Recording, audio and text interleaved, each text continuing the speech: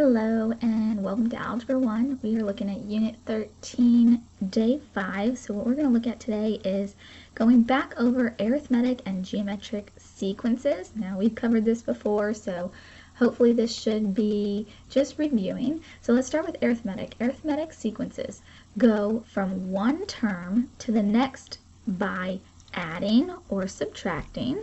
So adding, subtracting the same value.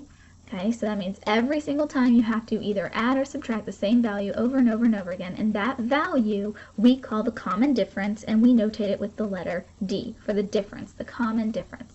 So let's just look here at this sequence, 2, 5, 8, 11, and 14. So if I'm trying to see if this is arithmetic, I want to see, am I adding or subtracting the same thing every time to get from one term to the next? Well, to go from 2 to 5, we add 3. To go from 5 to 8, we add 3. To go from 8 to 11, we add 3, and 11 to 14, we add 3. So we're seeing that we're adding the same thing every single time. So that number that we're adding every single time is our common difference. So our common difference is going to be a positive 3. If it's a positive 3, I don't usually put a plus sign with it. If you want to, so you remember that it's adding 3, that's fine. Either way, the D should be telling us that we're adding, subtracting, and this is going to tell us what we're adding. We're adding a positive 3. If it was subtracting 3, we'd really be adding a negative 3. Okay? The second part down here, 17, 13, 9, 5, and 1, we want to see what we are adding or subtracting every single time. So to go from 17 to 13, hopefully you're noticing these numbers are now going down. So that means we should be subtracting every single time if we're getting smaller and smaller. So here we're subtracting 4.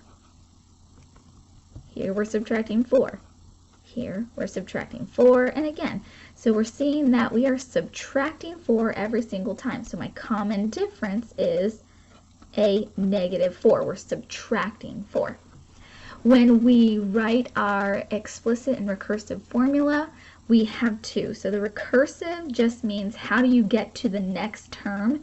Well, in order to get to the next term, you need to know the first term. So you're always going to want to state the first term with your recursive. So my first term here would be a sub 1 equals blank, and we'd fill that in. And then the other part would be a sub n equals a sub n minus 1 plus d. Now there's only two parts of this that we're actually filling in. We're actually only filling in what the a sub 1 value is and what this d value is. Okay? The other pieces here, we just leave them exactly like they are. There is no simplifying to do with recursive or anything. But explicit, on the other hand, it's a sub n equals a sub 1. Okay, remember this means the first term, plus, I usually put this d in the front. Either way, it means we're going to be multiplying n minus 1 times d. So the two pieces that we're filling in here, again, are the a sub 1, which is the first term, and the common difference, which is what we just discovered. Okay, so like on this problem, my first term would be a 2, so I would plug in a 2 for a sub 1, and my d is 3, so I'd be plugging in the 3 for d. This problem right here, we will need to simplify, and I'll show you what that looks like in an example down below. Okay, geometric, on the other hand, this is when we have, when we go from one term to the next by multiplying. Okay, please remember that sometimes this is a whole number, or sometimes it can be a fraction. So if it looks like your numbers are getting bigger, then that means you're multiplying by a whole number.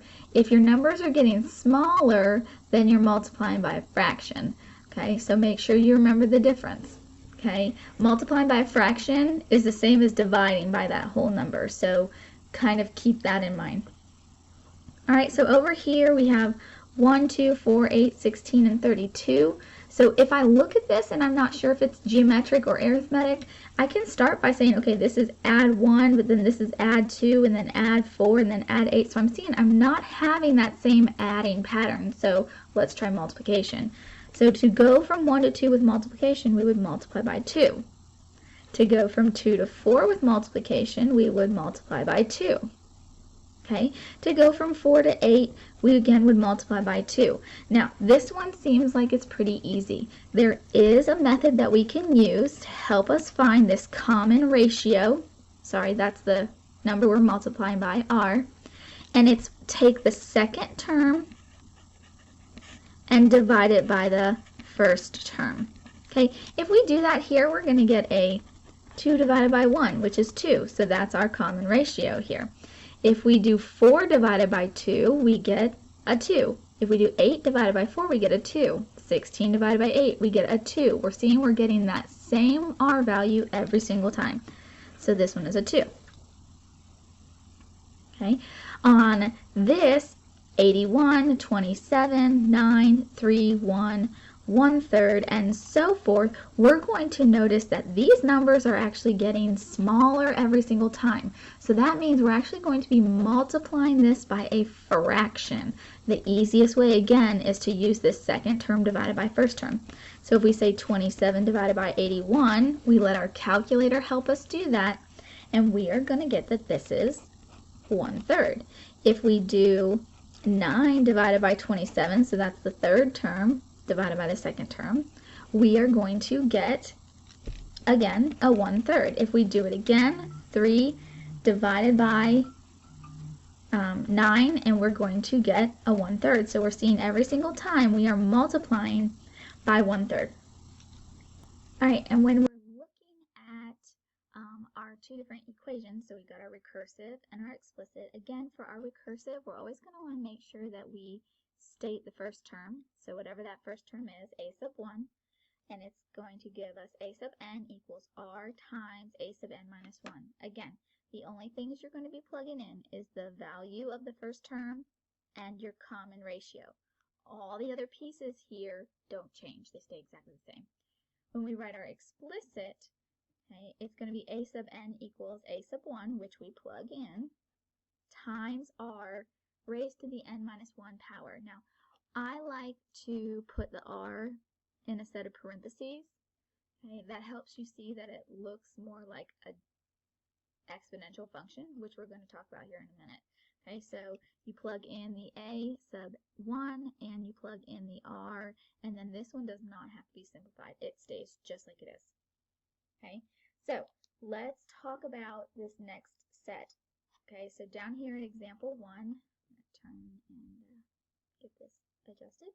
Okay, so example 1, what we're doing here is we're going to identify if the sequences are linear, which means that it's arithmetic. So arithmetic sequences are linear functions. Okay, if it's geometric, a geometric sequence is an exponential function, or if it's neither. Okay, if it doesn't follow that rule of adding or subtracting every single time, and it doesn't follow the multiplying every single time, then we're going to say that it's neither. Okay, we're going to identify if it's linear, and if so, we're going to say what the d value is, the common difference, and if it's exponential, we're going to say what the common ratio is. So on part A here, we notice first the numbers are getting, well, I say that they're getting bigger. If you take if you kind of ignore the negatives, you'll see that just the number itself is getting bigger. But we also see here that we've got this negative. That means you have to be multiplying. The only way you can have a negative number and then go positive and a negative and go positive is that you're multiplying by a negative number. Okay, so what are we multiplying by? Well, if we're doing the negative numbers here, if we know we're doing multiplying, let's just say what's 4 divided by negative 2. It gives me a negative 2. Let's check the next. So a negative 8 divided by a positive 4 is also a negative 2. So we're seeing here that our r value is negative 2, our common ratio, which means that this is geometric, which means that it's going to be an exponential function. Okay, so we kind of already did a little bit of this a few lessons ago when we talked about having a table and identifying. So this is kind of just going along the same thing. Okay, part B. We're noticing that these numbers look like they're getting bigger, but they're really getting smaller because they're all negatives. So these numbers are getting smaller and smaller and smaller.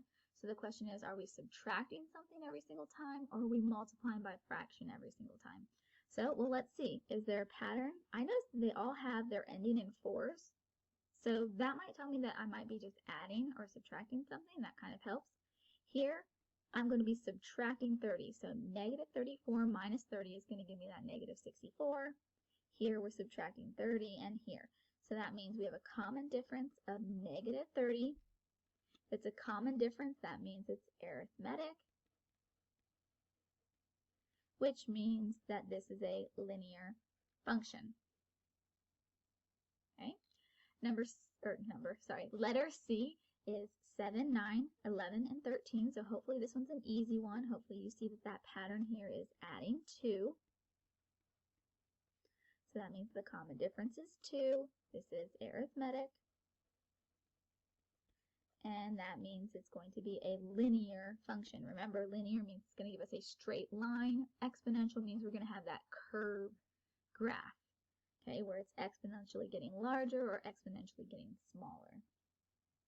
Okay, I keep doing number. Letter D has a typo in it. After that 3 here, there should be a 1, so please go ahead and squeeze that 1 in there. When we do that, we're going to see that these numbers are getting smaller and smaller. If you're going to get fractions, chances are that means you're multiplying by a fraction. So let's find out what that fraction is. 3 divided by 9 is 1/3. 1 divided by 3 is 1/3. Okay, so we're seeing that same pattern every single time, is that we're multiplying by this 1/3. Okay, so our common ratio is 1/3. That means it's geometric. And that means if we graph it, it's going to be an exponential function. Oops, I misspelled that, sorry. Exponential. Okay. The next one I really like, E. It says 1, 2, 3, 4, 1, 2, 3, 4, 1, 2, 3, ... Yes, this does have a pattern. And I see that every single time I'm adding 1 until we get here. And then we notice that it's subtracting 3. So even though all of these are +1 and it looks like we have a pattern, because when we get here that pattern changes, I cannot say that it has a common difference or that it's got a common ratio or anything like that. So this one here is neither. Okay, that pattern does not keep going, so it will not be arithmetic or geometric. Okay. F says 100, 50, 25, 12.5, so hopefully this one's pretty easy. We see that the numbers are going down. I eventually see that I get into some decimals, which means chances are this is a geometric, meaning we're multiplying by something. Okay, so let's find out what are we going to multiply. So we're taking the second term, dividing by the first term. Well, 50 divided by 100 is 1/2. It should make sense that 50 is 1/2 of 100, and 25 is half of 50, and 12.5 is half of 25, and so on. So this is our pattern of being multiplied by a 1/2. So that means our common ratio is a 1/2. Okay, it's a common ratio because it's multiplication, which means we have a geometric sequence, and if we graphed it, it would be an exponential function. Okay, and then the last one here, we've got -6, -1, 4, 9, and 14. So we're noticing that these numbers are getting bigger and bigger. So either we're adding something every single time or we're multiplying by a whole number. Well, let's try adding first. This would be adding 5. This would be adding 5. This is adding 5. So that's really nice. These are all adding 5. So our common difference is a 5, which means this is arithmetic, which means if we graph it, it's going to give us a linear function. Okay, I will pick up with example 2 in the next video.